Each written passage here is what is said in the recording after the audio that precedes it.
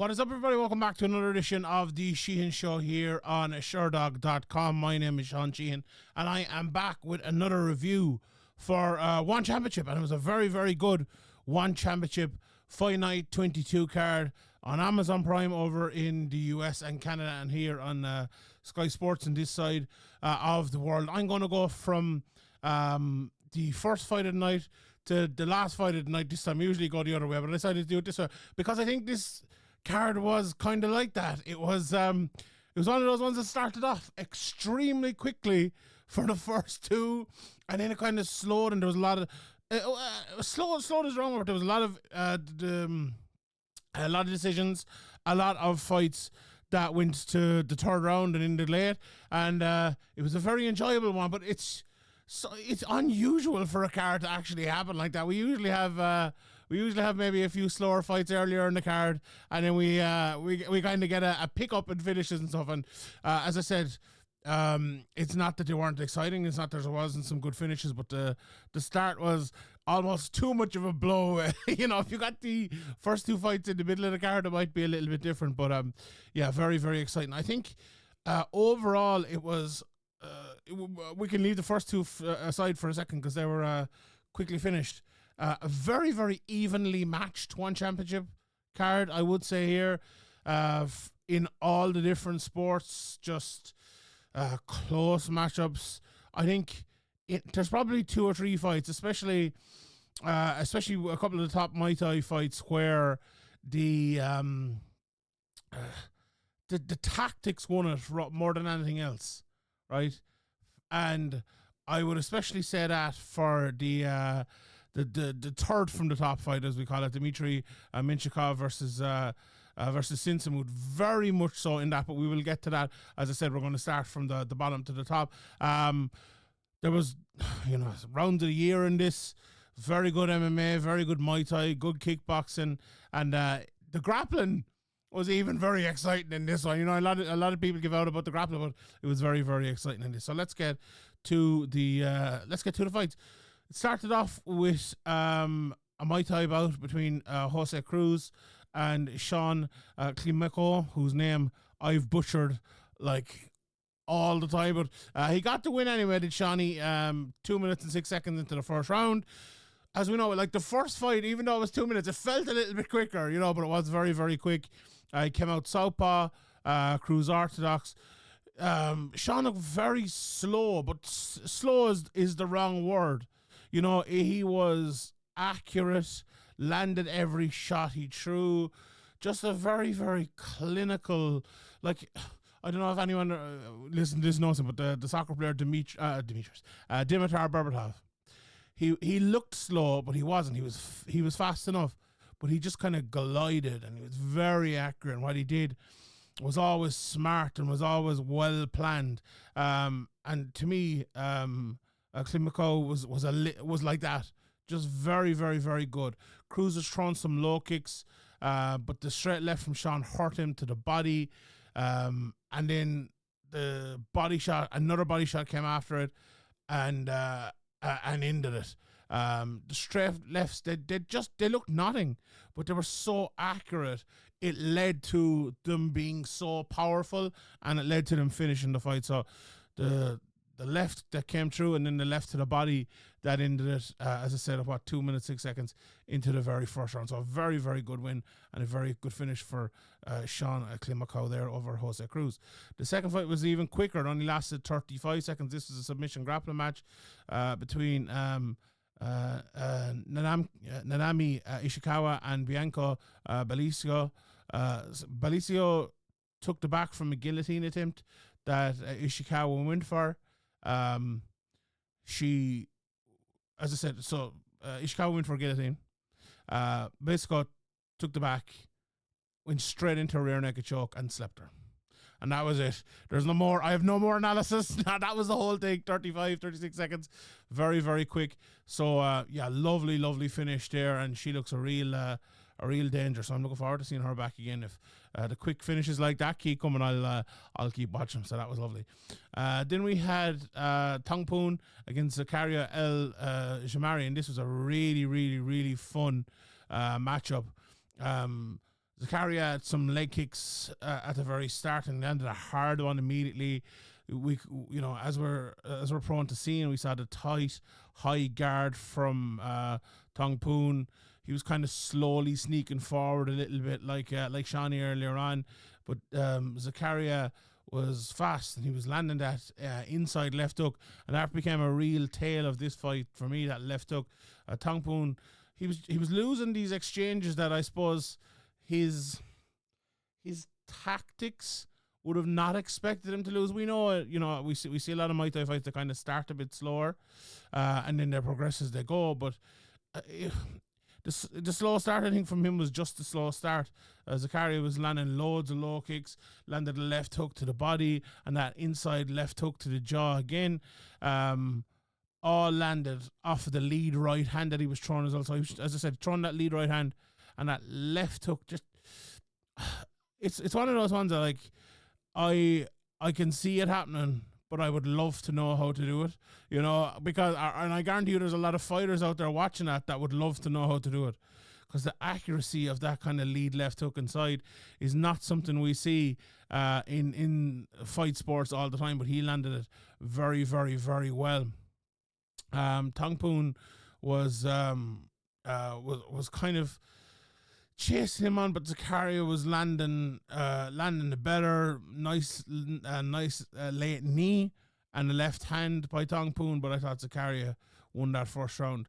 Tong Poon was moving a lot faster in the second, throwing low kicks, but the left hook again from Zakaria hurt him twice. They exchanged low kicks. Tong Poon landed a nice right hand in the clinch. Zakaria was cut. The first Tong Poon combination that Zakaria didn't answer came about halfway through the second, so that was kind of a little bit of a turning point there. But then there was a massive, insane exchanges in the middle of the ring. It's so fun, unbelievable. I thought Tong Poon was out from one of the big left hands, but he came back and he landed more. Tong Poon landed some huge leg kicks, and there was some great exchanges again towards the end of that round. So very, very fun round there. Crazy exchanges to start the third as well. Zakaria landed some elbows. Tong Poon hurt him, but Zakaria quickly recovered. Zakaria looked tired in this round for me. Hooks were slightly off for Zakaria. Just wasn't landing them the way he was landing them in the first round and a half, let's say there. And Tong Poon was going forward. Check right hook for Zakaria was a lovely shot that hurt. Tong Poon, but I think he was badly hurt by the left hook was Tong Poon that came after it. He'd Bambi legs. Zakaria was just teeing off. Zakaria clinched in, and he started celebrating late, and I'm kind of like, he's hurt there. Would you not go for him another bit? But it didn't matter in the end. He won the unanimous decision. A very, very good performance from him, and a very good win in a very good fight. Next fight wasn't as good, but still not a bad performance and a very good win for Chichiro Savada over Noel Grandjean. Went all 3 rounds. It probably should have finished in the last 10 seconds, but we'll get to that in a second. So Savada started off with some leg kicks. They were countered by Noel with leg kicks as well. Savada went for the early takedown, as she often does, but it was stopped. Savada then got the takedown from dipping under a strike rather than just going for the takedown. So that's smart. I think that's the future for her. We saw it in the last matchup as well. She did something similar, and it really, really worked for her. So Noel stands up, but she was dragged back down again. Savada quickly got on top and into half guard. Not loads of landed on the top. Elbows from Savada and a few left hands, and she was in half guard for absolutely ages. So that was all that was really there. She did land another nice few elbows towards the end of the round. Noel's eye was swelling. Savada moved to side control and then back to half. Noel was looking for the Kimura, Savada was looking for the Kimura, but it was no good. Noel got into full guard late, but they got out again for the last 5 seconds. Second round in, Noel threw a nice head kick early, didn't do too much damage, although I thought it did land. Hard to see on the angle, but I thought it did land. Savada in on a double, stopped, but she gets a throw and gets into full guard on the ground. Moves to half again, because the half is a better control. We see it all the time now. A good bit of ground and pound, loads of left hands as she was in close on top. Nearly mount was still to half guard, lots of small shots then. and a scramble, but still in half guard, so she took that round as well. Obviously, this is scored as a full. Suada got leg kicks going in the start of the third round, and then got an easy takedown. So, we've talked about this before on this show. When you get to the third round and the takedown is easy, that tells you an awful lot. She got stuck under the ring then and repositioned. Ended up in guard. It's funny. I get there was another fight in a minute. There were these repositionings. I don't really like them, but they have to be done. But they're odd. Anyway, she got side control and landed his knee to the head. She landed like this pointed knee right to the eye of Grandjean, and it was obviously a shot you don't see in other organizations because they don't have the grounded knees. But it was beautiful innovation and a lovely shot. There was a scramble and Noel went for an armbar, but Suada landed on top. The armbar wasn't there. Very quickly, Suada got back on top, repositioned again into half guard. Both hooks in, flattened out, huge ground and pound. Should have been stopped, but Herb Dean let it go. It mattered not anyway. Suada won the decision after that. The next fight after that was Rungnari against Bogdan Shumarov even. And this was a fun one. Leg kick early from Bogdan. Rungnari landed 2 head kicks after that and then a few leg kicks. Both were fighting at a huge pace, both going forward, throwing loads. A left hand, an uppercut, and a right hook. And then a big landed right hand from Rungnari, who then landed a lovely 1-2 and a body kick. He was countering so well, even though Bogdan was kind of pushing forward. Rungnari straight left was there all night. Bogdan landed loads of shots again against the ring in the last 30 seconds, but an all action fight, really, really, really all action. The next 2 or 3 fights, there wasn't really much in them. There really wasn't much in them, and they were just really fun and hard to decipher who won a lot of these rounds. But round 2, Rungnari was countering even more. Start kind of first minute though. Rungnari knees to the body, and they were a thing throughout the whole fight. Bogdan was landing lots with his hands, including body punches, and Rungnari was more with the kicks, body kick in the middle, landed some teeps. Huge right hand in from Bogdan, but Rungnari kind of just walks through it like he walks through everything. There was an exchange of knees from Rungnari, and then hands combinations from Bogdan for the last 30 seconds. So Rungnari was on the knee, and the hands were coming from Bogdan for 30 seconds towards the end, so it was very fun. And then the last round was all action again from Bogdan. Rungnari countering, neither landed too much. Defense was winning the day early. I thought Bogdan was first to land with a combination. Right hand from Bogdan. Leg kicks exchange again. Rungnari didn't leg kick enough for me throughout the fight though, and Rungnari knee to the body again. Bogdan looked tired. Rungnari was kind of picking his shots better. 1-2 from Rungnari, head kick from Rungnari. Clear third round for him and close, and Rungnari ended up winning it. And I think he did. I think it was those body kicks, the knees to the body, but I think he could have won it a little bit better, but didn't in the end. But a very, very good fight for me between those two. After that, then we had, in my opinion, the most contentious decision of the night, as Reese McLaren beat Hu Yong. Now, people could say I gave Hu Yong as one of my bets of the week. Maybe there's a little bit of bias there, but no, I do honestly think under this criteria that Hu Yong should have won. Under the criteria, if this was on in America, in PFL or the UFC or whatever, I think McLaren 100% won. But if the fight is scored as a whole, I honestly see very little to say that McLaren won this. I'll go through it and we can decide maybe afterwards. So Hu Yong right hand immediately from the start as Reese McLaren attacked. Reese landed a nice leg kick. It was answered by Hu with a leg kick of his own. Then Hu knocked him down with a massive right hand. Watching it back again, there was 2 big shots. We'll get to the other one in a second. I think one of them had him badly wobbled, and the other one had him nearly finished. I think if there was and when I say nearly finished, I think he wobbled so badly that if one more shot had landed, or if Hu Yong came around the correct side of him and landed that, said a little left, I think he would have put him out, genuinely. So I think he was very close to being finished. Either way, he was badly hurt with 2 shots in the first round. But that was the first one anyway, the right hand. Then Reese McLaren was looking for takedowns afterwards. Reese McLaren is one of these guys. I know he kickboxes a lot and he does an awful lot of fighting on the feet as well. But in this fight, and then we have seen it in other fights, and maybe I don't mention enough. I always talk about his kickboxing, but look, he has lots of submissions, which obviously I always mention. But he was looking for lots of takedowns here. But Hu Young was just swinging for the fences. Reese McLaren got a leg and got a clinch. He lifted him up and he took him down, takes the back, but Hu Young stands up. Reese McLaren's still attached and he broke out. McLaren went to southpaw. He missed the takedown. He landed a right hand, and then Hu Young landed a huge left hook, which wobbled him. That was the one, I think, where if there was another shot came, if it was rightly placed, it could have been the end of it. Now, it wasn't, and McLaren responded very well.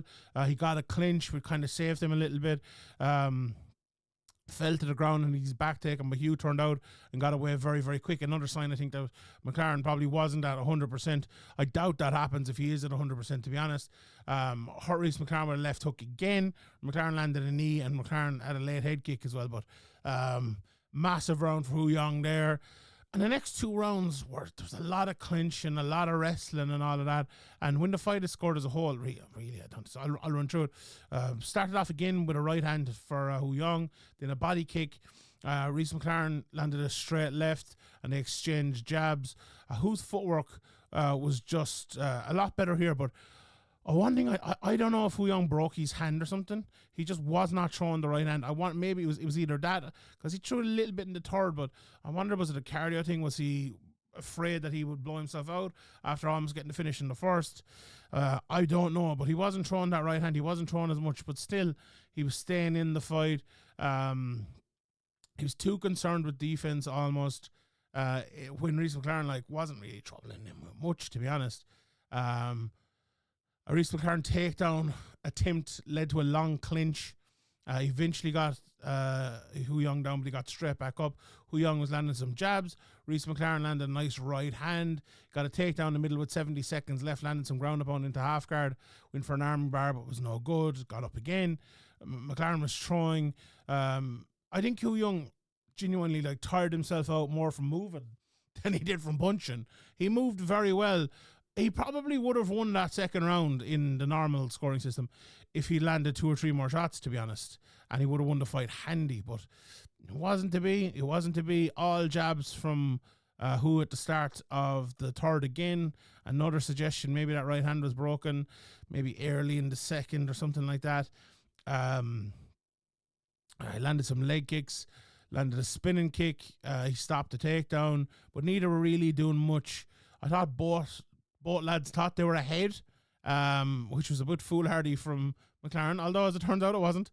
McLaren missed the takedown, but he got his back in the scramble. Hugh got up immediately to the clinch, and he got out. Reese McLaren got a quick double leg, but Hugh got the back and he got up. He tried to take down again, then McLaren got to the clinch. Reese McLaren got a takedown almost twice in the rear naked choke towards the end, and I just wonder, was that it? Right, so there was almost 2 rear naked chokes towards the end, not almost 2 submissions. He almost got into a rear naked choke position twice. You'd want to be a fairly bad judge to score that as highly as the 2 knockdowns in the first round, to be honest. Now, was it somewhat effective grappling and all of that? Yeah, maybe, but the effective grappling comes when you get the rear naked choke on. It's not that effective if you can't get it on. It's like throwing a punch that doesn't land. So, yeah, I think that was a bad decision, honestly. I understand why they did it. McLaren was the better fighter, you could say, for 2 rounds, but there's no doubt about it who landed the more immediately impactful submissions, strikes, grappling, or striking in that 15 minutes, and it was Hu Young. So, yeah, not a fan of that decision at all. I didn't have any money on him either. I gave him as my bet of the week, but I didn't, or one of the bets of the week, but I didn't have any money on him. Then we had Rui Wei against Hiroko Akimoto again. Another close decision. I was actually all right with this one. I think I saw my guy Rebecca Hitman and a few others saying that they thought it was a robbery. Now, I'm no expert on the Muay Thai striking, but I didn't, or Muay Thai scoring, but I didn't, to be honest. So let's go through it. So Wei landed some kicks to start it off. And I thought Akimoto landed some harder kicks directly after it. Ray was fighting out of southpaw. They traded kicks to the body. A lot of blocked head kicks by both. Akimoto landed a lovely inside leg kick. Nice left hook by Ray and then by Akimoto. So kind of a lot of similar stuff. Very close. As I said, very well match made. Two very, very similar guys. Hard right hand by Akimoto. Akimoto takes everything. He just took everything in the gloves. Thought he was defensively so good. Akimoto knees to the head lands. Two right hands by Ray landed. And inside leg kick late. Again, very, very close round there. But I thought Ray just did enough to take it. And I think most people did, to be honest. And I think most people thought Akimoto won the second. He came out fast, landed a flying knee, or threw a flying knee, slightly off. I don't think it actually landed, or maybe grazed. Right hand and a leg kick wobbled Ray. Body kick from Akimoto. Ray was kind of falling over his shots, I thought, a little bit in the second. Head kick from Akimoto after a Ray body punch. Was a very good shot. Lovely straight left by Ray was his best shot. Arguably of the fight, but definitely of the second round. Akimoto right hand and pressure. The close range was really helping Akimoto, and that was it. In the second round, he went forward, closer range, and he was a better fighter there. Same thing happened in the start of the third, and this was where it kind of got contentious. So I think we were 1-1 coming in here. Now, this fight is not scored as a whole. This is kickboxing. This is scored round by round. So it was Akimoto pressure, and Ray was trying to counter, but he didn't really have much success. Early straight right by Akimoto was lovely, and I'm thinking at this stage, okay, he's kind of just going to go on and he's going to win this fight. Where Ray was trying to push him back, but he just couldn't. There's some body kicks from Akimoto, and then both landed these kind of left hooks. And there was a point, I think, around the midway point of the third, where I think people have to go back and watch it again, but I got a real sense of it in real time, where Akimoto just started to slow down. And then where Ray was doing better on the inside, Akimoto's looking tired. They exchanged kicks. The pressure of Akimoto was just gone. And where Ray was landing some nice punches on the inside, landed like a 4 or 5 punch combination in the last 30 seconds or so. And I thought, I was like, I think he's nicked it here. Like, did Akimoto do enough in the first 2 minutes of that round to be like miles ahead?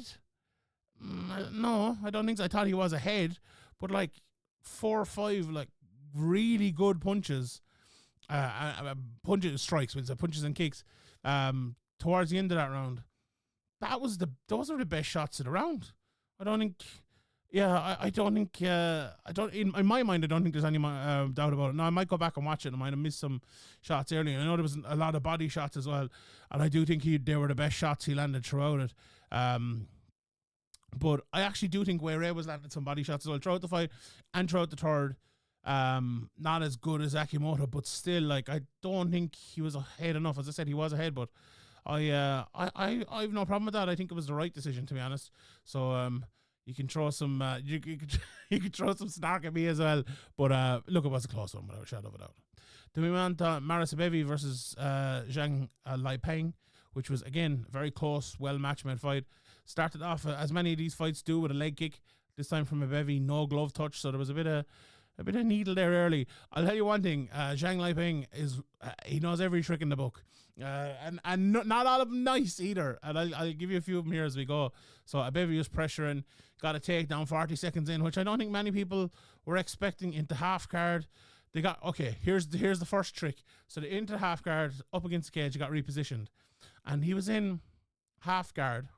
Was Abevi, the half guard of Zhang, and when they repositioned him, Zhang had. So his left leg was like in the half guard position, and in his right leg, he got a butterfly hook on the right leg, and which he did not have. Again, as I said, I'm recording this right after. Maybe go back and watch it, but I'm pretty sure he did not have that butterfly hook on the right. And then he ended up getting into full guard almost immediately after that. So a dirty little trick there, but I like it at the same time. Abevi was on top and he was being held in. Zhang was literally just holding him in, trying to get a stand up. I don't think was there any stand up in the card? I don't think there was actually. So Zhang gets to the ring and used it to stand. literally like pushed, and Herb, I think it was Herb in that fight was given out, but like he literally pushed his hand inside the ring and pushed himself up with it. Very smart, to be honest. Again, tricky. But Abevi just adjusted, took his back. Zhang kind of slipped out, but a takedown again for Abevi. Yan tries a guillotine for a second, no good. Zhang sweeps to top, but Abevi immediately retakes top. Elbow from guard from Abevi, or from top in the guard.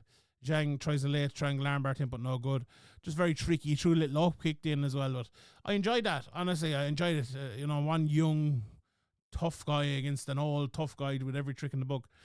Leg kicks again from Abevi, started the second.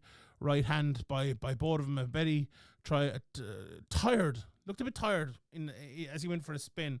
But the left hand from Abevi hurt the eye of Zhang. He was trying to call it an eye poke, but I didn't think it was an eye poke either. I think Herb got this one right. Zhang got a takedown then and got on top. Takes the back and drags Abevi down as he tried to stand up. Abevi scrambles out though, eats a knee on his way. Zhang gets a takedown again, but Abevi got to a knee, landed. I had it in my notes as a hammer fist, but it wasn't a hammer fist. It was actually a punch with the left hand, like 3 of them, and then swung around and took the back of Zhang. Body triangle for Abevi for about 2 minutes. Bit of hand fighting, a few shots, but nothing big. Third round then, huge right hand from Zhang. And Zhang checked the leg kick, and I was like, oh, he's coming along here. He got a body lock takedown. He got the back, and I was like, oh, shit, this fight is turning here.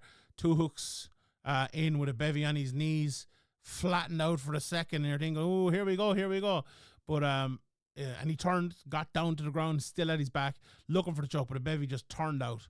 And I was one of those ones, if it was in like a big arena, maybe in the US, and it was a favourite or something, you would have heard that big, oh no, type of thing, So, closed guard, Abevi takes his back but falls off. Zhang gets his back in the scramble, lands a bit of ground and pound. Abevi on his knees, loses the hooks and falls off again. The story of the fight kind of for him. Abevi on top again. Abevi takes the back, lands some shots, rear naked choker Abevi with seconds left, but doesn't manage to get the finish, but does get the unanimous decision win there. Then we had a fantastic comeback in the top Muay Thai bout of the night, or men's Muay Thai bout of the night, shall we say, where Sinsamut took on Dmitry Minshikov. Not a whole lot happened here through 2 rounds. Dmitry had a barrage of leg kicks early. Then Sinsamut did the exact same, but threw more calf kicks. In the first punches, I don't know, maybe 90 seconds into the round from Dmitry, both very much on edge and throwing bombs. All shots were just a little bit off. Very tight. Like Dmitry was like really tight in all his shots. He looked so nervous and not loose whatsoever. I say tight because the exact opposite of loose. But Sinsamut towards the end of the round, and then especially between rounds, looked more loose. He tried a high kick. Dmitry landed a nice uppercut, got into a clinch. Sinsamut landed a right hand and an elbow late, and I think he was the better through round 1, but there wasn't much in it. Sinsamut low kicks and a right hand started the second, and he got 2 more right hands after that, and a nice combo as well. Dmitry was all defense at the start of the second, and I reckon he kind of knew it as well. It's smart to kind of know what where you're fighting or what way the fight is going. Just bided his time. And he continued to bide his time. But Sinsamut was thrown low and high. He looked good. Body shot from Dmitry kind of kept him in it. Dmitry ate one then from Sinsamut, and then Sinsamut landed a body kick. But Dmitry kind of took the center then, maybe halfway through the round. Sinsamut landed a lovely switch kick, and then there's a left hand from Dmitry, and they exchanged jabs. Nice left hook from Dmitry, but Sinsamut, he just ate it, and he looked like he was going to eat everything. And he landed a jab and some leg kicks after it. Dmitry was thrown with more pressure kind of late in the round, but Sinsamut was countering very well and didn't, to me, look in massive trouble. But Dmitry came with the big pressure again in the third. Sinsamut was landing the better off the back foot.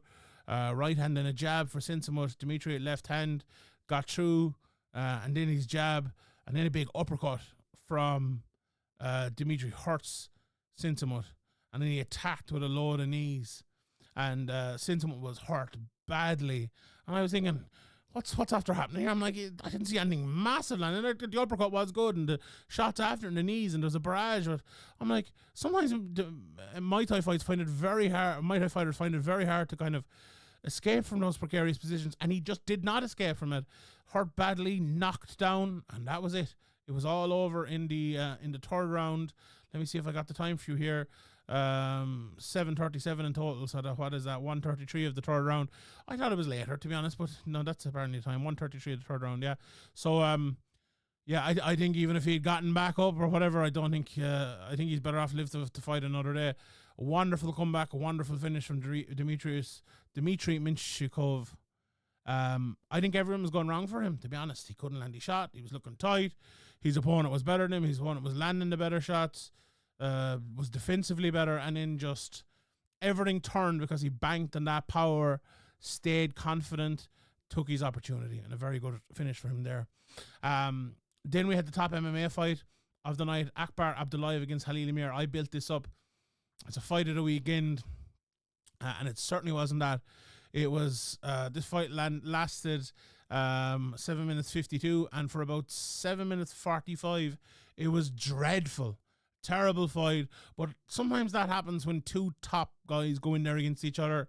And I'm not saying these fighters are dreadful.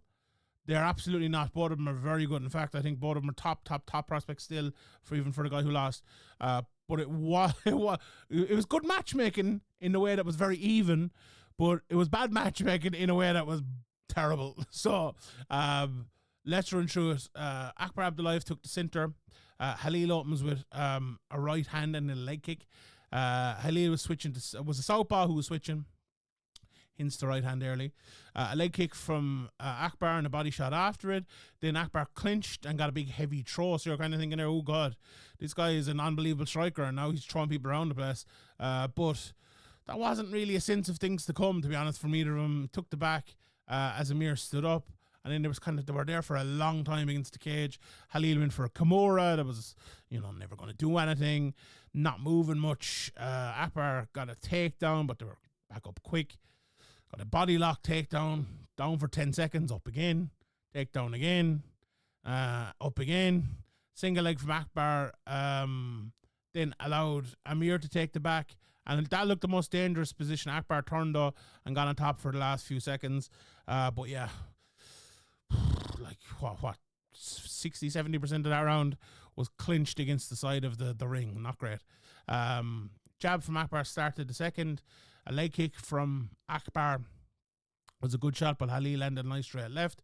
Kind of dirty striking in the middle of the cage was the best part of the fight, probably. Good takedown defense from Akbar as well. Again, great sign for him in the future. Then he got a takedown, took the back in a scramble, but Halil kind of pulls himself out of it. Up again and clinch, back and forth in the clinch. And as they broke from that, Halil Amir left himself a little bit open. Akbar Abdullayev kind of just shuffled his legs from right to left and uncorked a left hook that just put him to sleep. Chris Weidman, Anderson Silva style. Boom, boom, boom. And this is why Akbar Abdullayev, in my opinion, is top 3 prospects in the world. 11-0. He still looks as green as grass, but he is so talented, so powerful, is improving in his defensive and offensive wrestling. My God, this guy is so exciting, so exciting. Like all these other fights, so what is he, 11-0 now, 11 finishes. All these other fights were way more exciting finishes. This time he meets a guy who's he was 10-0, but he was a way more experienced 10-0. It's a different sort of 10-0. I think most people listening to this will understand what I'm talking about there. And he didn't have much trouble with him, to be honest, in an even enough fight. And then he just puts him to sleep with a beautiful left hook. And that's all she wrote. Called out Tankai afterwards and signed me up for that one. Can't wait to see that. And then we had Smilla Sundell, who missed weight, lost her title on the scale, and she took on Natalia Dichkova. And honest to God, watching this fight, I thought she was going to lose with Sundell. She had a really bad game plan early and played in to Dichkova, who came out and landed a lovely right hand straight off. Sundell was coming forward with punches, and I couldn't believe it. Mad stuff altogether. Dichkova was just happy to exchange with her, and she was winning every single exchange. And it's a bad sign when Sundell is in jabbing range for Dichkova. So if you didn't see my preview for this, Dichkova's like a really good boxer, really good in boxing range. And Sundell, he's big and tall, so she can fight from the outside and fight from kicking range, but she's really good at clinching and very good inside. So that's where she needs to be. So when she's in the middle of that, where she can be jabbed, you know there's massive problems, and there was in this first round. Dichkova was slipping shots and landing again, a massive problem for Sundell. She was not getting inside, and you know, she wasn't even trying to get inside. It's worse, you know, if you try and you fail, fair enough, at least you're doing the right thing or trying to do the right thing. But she was literally trying to strike with her, and I couldn't believe it. And the same thing, second round, you know, right again for Dichkova. Sundell tried to clinch, but she was shrugged off. And when I mean shrugged off, like shrugged off to the ground. And I was like, oh, this fight's over. Like, Dichkova's just going to knock her down. There was a huge combo for Dichkova. Knock her down and knock her out, to be honest. That was my thought. But it all changed in the last 45 seconds. And it was based on I know some people might look at that and look at the last 15 seconds and say that's where it changed. But in my opinion, it changed around the last 45 seconds. Sundell got inside and she got a clinch and she landed shots in the clinch inside. That's where she's at her best. She knows that, I think, anyway. But Dichkova definitely knows that. And when that happened, she panicked. Dichkova completely panicked. She got tired. You know, when you get tired or panic, you're tired. Sundell did the opposite. Now her striking going forward was landing. Now her up in the pace was working, and she was just landing shots inside. Dichkova knew it was all going wrong. She just panicked. You know, it was all downhill, going backwards at a rate of knots. Sundell landed a jab, which again, at the other side of it, you're thinking, oh my God, the jabs in the first 6 minutes or 4 minutes, whatever it was, were all getting countered. We're all ending up with her getting a bloody nose, and now she's landing a jab, body shot in, lovely body shot, and it folded her. I think it was panic with the body shot, with Sundell coming for her, because she landed the body shot, and when a body shot lands, you see him go for it, and they're like, oh no, can I, and then they fall, right? But you very rarely see him land a body shot. They're like, and then they fall. Very rarely see that. And that's what happened here. But Sundell landed a good few shots as she was finishing her as well. So the body shot finished her, but I think it was the clinch, the 45 seconds there, and a good win for Sundell.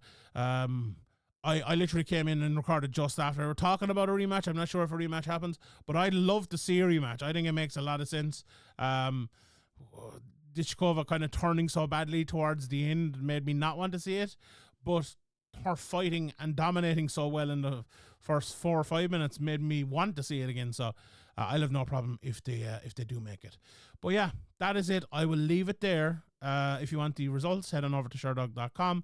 But those were the fights for One Championship 22 over in the Lumpinee Stadium. If you haven't seen it, the replay is on Amazon Prime, I'm sure, and on Sky here if you're in the UK or Ireland. So we will leave it there. Thank you very much for tuning in. I stayed up till 6 a.m. to watch this, so please record this. So please give a thumbs up. If you could, subscribe and tell someone about it. Tell someone about the video. Tell someone about One Championship. Tell someone about my coverage of One Championship and PFL and all of that. I'd be very grateful. So we'll leave it there. My name is Sheehan for Sherdog.com, and I'll see you all